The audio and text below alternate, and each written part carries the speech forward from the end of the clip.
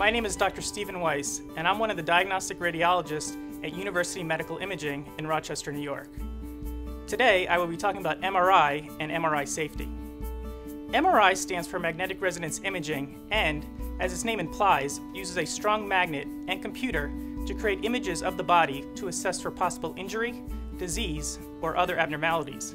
It does not use radiation to create the pictures, so it is safer than X-rays or CT scans in that respect. The patient is placed inside the MRI machine, which is shaped like a long tunnel or tube, which is open on both ends. A typical MR exam takes between 30 and 90 minutes. There should be no pain from the MR exam, although it is often very loud, so earplugs and/or headphones are provided. Additionally, the MRI technologist performing the exam will be able to communicate with the patient throughout the study. Since the MRI uses strong magnets, it is very important that anyone who has an exam or enters the room containing the scanner is screened to make sure it is safe. At UMI, a care coordinator will call prior to the exam and ask a list of questions to help ensure the safety of the patient.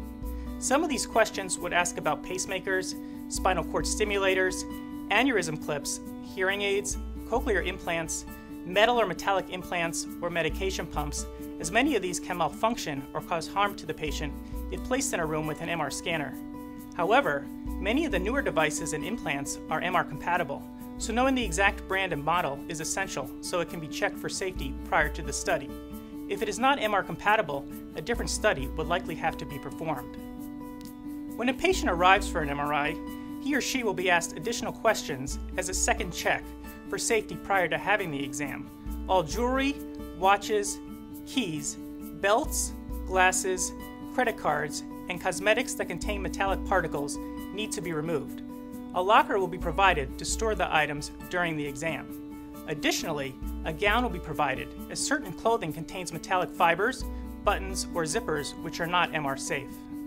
Some MRI exams require the administration of a contrast agent that is given into the vein to help improve detection of abnormalities on the images.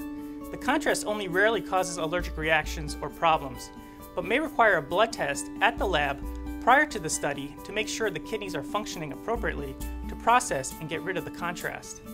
Some patients may become anxious or claustrophobic when inside the MR scanner. A larger bore scanner, open MRI, or anti-anxiety medications from your provider often relieve these problems to help get through the exam. There are no known risk factors for MRI in pregnancy, although usually it is only performed in more urgent cases. There is no radiation exposure to the baby. Intravenous contrast is contraindicated during pregnancy. That is my overview of MRI and MR safety. Thank you for watching.